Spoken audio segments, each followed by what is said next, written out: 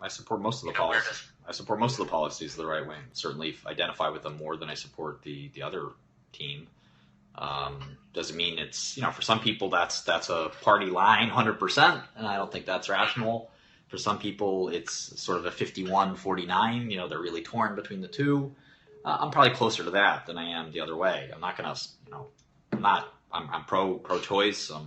It's interesting. I think I fit into kind of your affiliation, and I know kind of where you're coming from. For example, personally very free market, but also very anti-far left, anti-social justice. I'm curious, that automation is quickly replacing. Listen, winning an election isn't about what's right or what's wrong. It's about what wins. Great politicians understand that. They say what they need to say to win. And then when they're elected, all bets are off. And he won. And the goal of running for president is not to give the best speeches. It's not to make the most sense. It's not to have the best policies. It's just to win. And you do what you have to win, whether it's saying something crazy, whether it's saying something smart, whether it's saying something that makes sense. It doesn't matter. You play to win, and he won. But to skip to my point, actually, with the lack of future manufacturing jobs, with the fact that automation is going to replace a lot of the workforce, how do you reconcile your support of, generally speaking? I'm telling you, you weren't listening to me. I don't think what comes out of Trump's mouth is what's in his brain. No, that's not where I was going, actually. Where I was going is the fact that, at some point in the future, there's probably going to need to be some redistributionary model between, the owners of production and the people who can no longer work because the workforce has shrunk due to automation. What are your thoughts on that? There's going to be more wealth created, smaller and smaller pools of hands, and the idea that a family unit is half of it's employed versus all of it's employed. You're going to have these sort of technocrats that support their entire family and maybe even multiple families. And it's going to be a society that needs to invest in education. I think our leaders will do that. And in terms of redistribution, it's a scary word. But yeah, production has left the U.S. in general. There'll be service jobs, truck drivers will be made obsolete by self-driving cars and whatever. Drones will obsolete a lot of that stuff. But, at the same time, there's going to be new jobs that pop up that'll somewhat mitigate that. And it's our duty to create more jobs and train our education workforce. For instance, our healthcare sector could support millions of more jobs. We don't invest in pharmaceuticals, for instance, which would actually be net money savers if we made pharmaceuticals for Alzheimer's, for instance.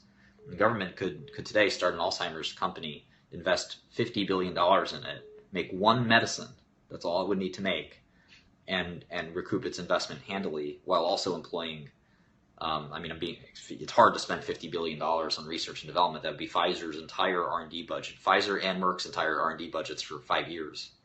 So, but if it did that, it would employ quite a lot of advanced and high-paying workers, and it would also make a medicine that would help forestall a national crisis in healthcare, maybe even a global crisis related to Alzheimer's. So there are ways to create jobs intelligently that result in productivity and success, and it's supposed to be private industry's, thing to do, but occasionally the government has to step in and do a Manhattan Project or a moon landing or whatever it might be to get us there. And they can be really big drivers for growth. We'll see what happens, but I have a lot of faith that, the world's not going to end because of technology. In fact, if you look at what technology's done since the 80s, the advent of the personal computer and the spreadsheet and whatnot, things have gotten a lot better. So, there are downsides to technology. There's no more abacuses and there's no more bookkeeping. But now we have advanced accountants that make a lot of money, and it's not the end of the world. So. No, I think Huffington Post is it's sort of like this sort of new media dynamic of basically let's hire these young kids and pretend they're writers and journalists and exactly pray that they don't embarrass us. I don't know, man. Like, the average tenure at these places, like a Gawker or a Vice or a Huffington Post, is like a year. Like, these people don't last there. Like, they don't pay. Like, I know I dated a Vice girl. Like, I had to lend her money. Like, it's bad. So are you going to start a media company? No! You can control the media, man. Honestly. You've got the experience on the other side. You definitely could do it running your own business. But look what it took to be successful for a Gawker. They have to post some revenge porn. Look what it... Hey, you could buy them. Go buy them. Trust me, I looked into it. But, like, I didn't date the Vice girl who did the documentary on me. I dated someone else that worked there. But the point is, like, I think there's a reason that America doesn't trust the media. And it's not because, like, Donald Trump's an idiot, whatever. Like, he's not a good reason why we don't trust the media. We don't trust the media because the media infects, like, I look at the media from a Maslow's hierarchy perspective, like, in general politics. Like, people either want money or they want power. And the power of the pen is powerful. And the power... Yeah, or the keyboard, exactly. And the power of money is also powerful. And I find that people who have money want the other side of the power, and the people in the media or politics want money. But you can't have it all. And I find that, in general, the media is sort of pretty left-leaning and anti-capitalist.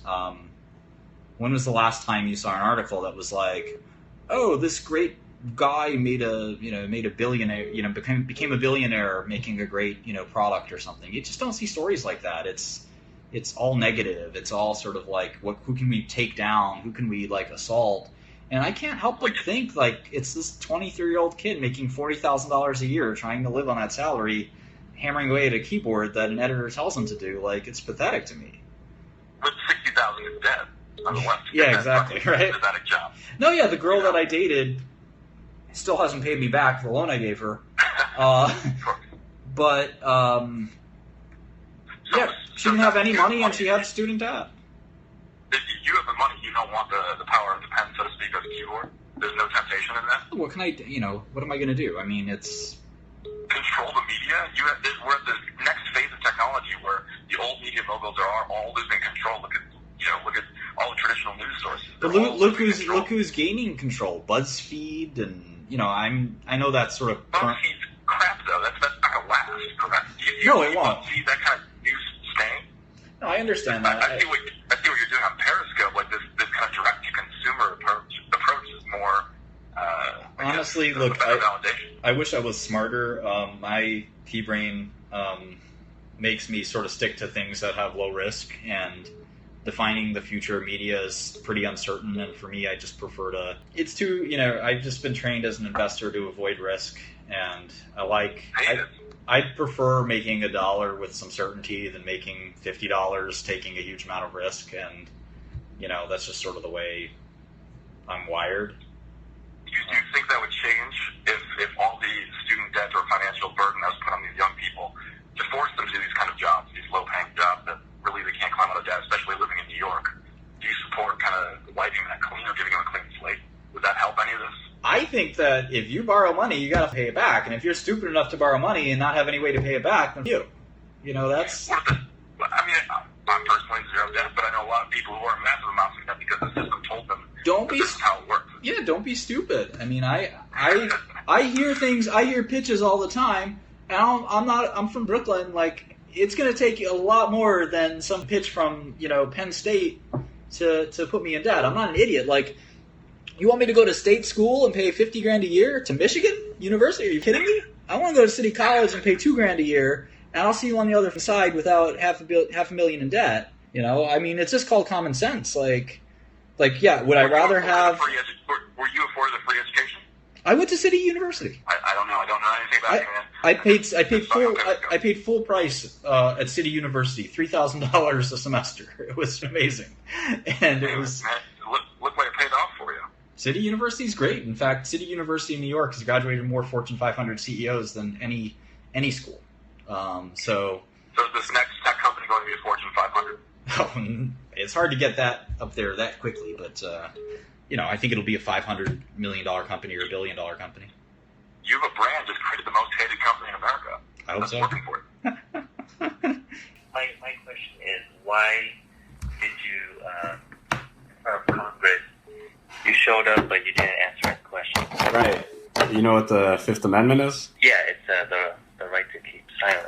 Right. I just want to know, why would you show up and not say anything? What do you think I should have done? I think you should have explained, why you were there. I mean, they were all there asking you questions for a reason, but... Are you a lawyer by any chance? No, I'm in the healthcare industry. I see. Are you familiar with the concept of perjury? Yes. What is perjury? What is perjury? Yeah. You tell me what it is. I know what it is. I asked you if you're familiar with it. Yeah, Right. pretty familiar with it, but Okay. not as much as a lawyer. Right. But in basic concept, what is it? You explain to me.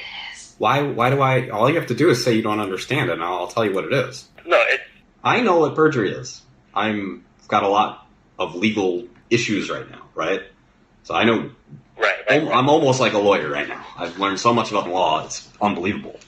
I don't expect you to be a lawyer. It's So fine. you don't want to contradict yourself. So perjury is the concept that if you lie under oath, right? Right. You don't want to contradict yourself with your other cases, probably. Not exactly. No. So I mean, you seem like the kind of person that really thinks you always have the answer to everything, but you don't want to just. No, I don't. Okay, so I ask you yet one more time. You understand what perjury is? Yes. Okay, you do. Good.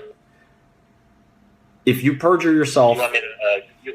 under, Yeah. Go ahead. yeah, I'm going to try to go ahead, but you have to sort of change your attitude about this conversation a little bit. Do you understand what the House Committee of Oversight is? The House Oversight Committee? No.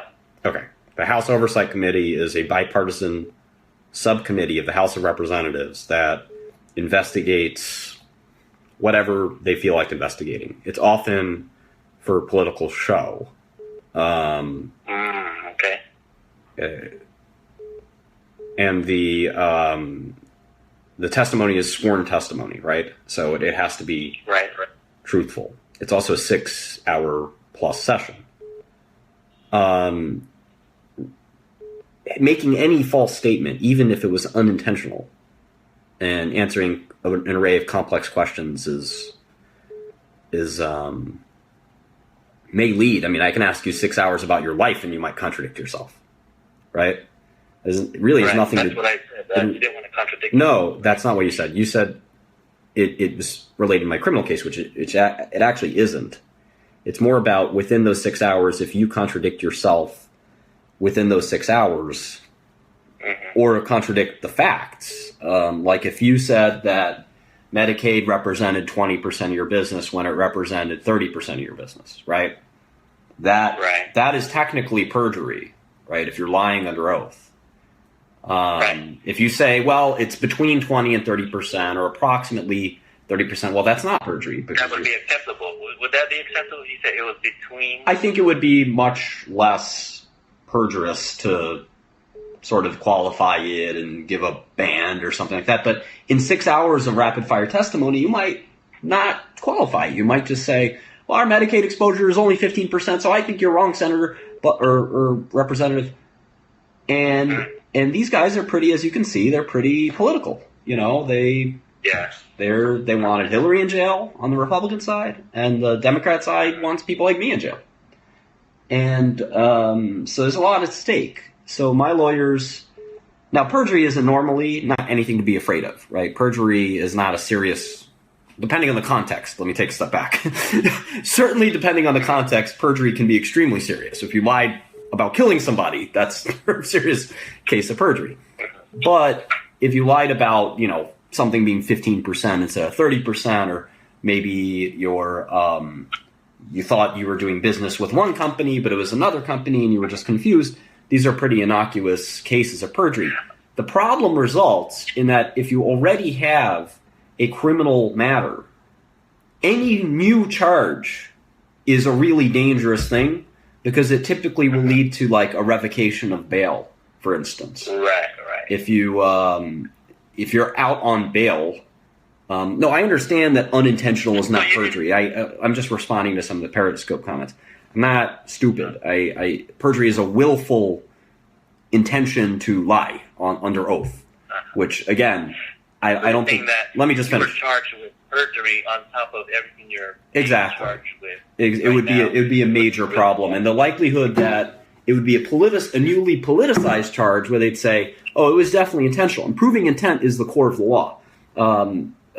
Making a mistake is not illegal. Making a mistake when you knew it was a mistake, that is illegal. So that is. Yeah, the whole intent concept is part of perjury. You have to have intentionally made a misstatement. A misstatement in and of itself is obviously not a crime. But of course, it would be interpreted as an intentional misstatement, even if it wasn't. So it's a very dangerous place. If I didn't have a criminal charge, I would have loved to testify. I also was willing to testify under immunity, so long as those 4 hours were blocked off as immune. I would have been happily given 4 hours of testimony, but they and during immunity you can accidentally say whatever you want, really. Oh, okay. All right, thank you so much, Martin. Thank you. And at the end of it, they were like, "We're big fans of yours now. We kind of get it." And I was lucky that they were willing to listen. And I think that we need a lot more of that in politics too. No one wants to listen to each other. Everyone just wants to yell at each other. And that's why I hate that whole thing. Like, Trump is the most unreasonable man on the planet. And Hillary's not much better, to be honest. I tried to talk to her. I met her in 2006. And I tried to talk to her, and she was just like, I was so beneath her, and I probably was, and that's fine. Probably still am. But what do you mean you're so beneath? Like, I could tell she was looking at me with like, you don't matter. What you have to say doesn't matter to me. I've got my angle. I've got my talking points. I've got my platform. That's it. And what did you ask her, or what? I was trying to ask her about taxes, and wanted her to explain to me why, we just came off George Bush with very, very low taxes, and I wanted her to tell me what she was going to do to taxes. And this is at a time where it was her, McCain, and Obama. And she was just like, yeah, taxes are going to go up a lot. My vision for America is different from everyone else's, and government's going to get big, and we're going to spend a lot of money. And I was just sort of like, I think she means taxes are going to go up for rich people. Yeah, I don't know. Maybe everyone. Tax the middle class. Personal. That's not really her platform. So personal taxes are 20% of tax receipts. Corporate taxes are another 20%. So I think if you try to not tax poor people, you can do that easily, right? And in fact, we have that now. We have that now. My tax rate's 55%. So, and I risk a lot. So I risk 100%. And then when I make money, I have to give 55% of it away to the government. And they spend that on things that I don't necessarily agree with. Okay. And so, it didn't go up. The reason I like Obama is it didn't go up that much. It was like 45%, and now it's 55%. Fine. But if you increase taxes on corporations, which we have the highest tax rate already, so it seems like it's going to be really hard to increase taxes on corporations. Then if you just increase taxes on the wealthy, you're really talking about a pretty small, I think, increase in tax revenue. So, because again, personal taxes are not an extremely large amount of our tax revenue. So if you just take that and you try to grow that a lot, I'm not sure. I mean, they're already high. Like I said, I'm at 55%. You can't make it 100% or no one would work. At least rich people wouldn't work. And making it 75%, that's like saying, okay, 3/4 of your income is going to go to government. Why make income? Why bother at that point? At that point, people go to loopholes. People go to things that they get out of taxes with. I'm using some loopholes, not a lot. Yeah, close the loopholes would work, but the problem is those loopholes are being abused because wealthy people don't want to pay the alternative tax, which is some cases 50%, some cases 75, 80%, which, you know, you need to coexist with wealthy people. And the one thing I'm proud of, to be honest, and this in fact has changed my career decisions quite a bit, take a look at Mark Zuckerberg, okay? This guy is one of the richest men in the country. He's one of the youngest as well. And he has his company in the United States of America. Why I started 𝗟𝗡𝗢𝗢𝗀 Pharmaceuticals last year, I made it in Switzerland because I didn't want to pay taxes. Switzerland has an 11% tax rate. The USA has a 40% tax rate for a corporation, state and federal. And Facebook pays 40% taxes. It's crazy, 40%.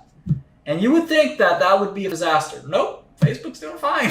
You know, it's definitely made me think a little bit about, like, you know, he's not complaining.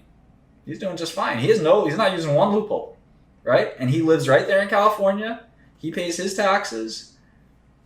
Why can't I be more like him? And so, you know, I'm starting a tech company now, and, you know, I'd be proud to have the opportunity to work in America and pay 40% taxes and make billions of dollars. You should be thankful, you know? I think there are some businesses that are not that good where that taxes actually hurt you quite a bit. Not everyone can be Mark Zuckerberg. So, you know, everyone says simplify the tax code. It's not that easy. What's the simple idea? What's the simple solution? So I don't know. I think taxing rich people more is not, to me, doesn't sound like a good answer. Taxing corporations more doesn't sound like a good answer. I think we should lower spending, but that's the opposite of what Democrats generally want to do. I think the good thing is that all this arguing does make our country better. It makes our country even greater than it already is. I just hope it can be better than the pettiness that we see. And that's why I think smart people like Obama don't have respect for Trump, because he gets very petty. He has smart things to say, but he can't say them because he's too petty. He's too reactionary. He's to actually calm down and articulate his platform. And then, you know what they say about someone who wants to roll in the mud. When you roll with them, everybody gets dirty, and you can't help it with a guy like Trump. You just can't help it. You have to go in the mud with him. And it's horrible. And, you know, that's sort of the sad situation we're in. At least when Romney ran, it was a very articulate battle that was almost like academic, and Obama won, and I'm actually happy he won. You know, and the country is doing great, you know, but when we devolve into this hatred and this partisanship, I think that's probably the worst thing that could happen. And in general, I think Hillary is she's doing her best, but she's in the mud quite a bit.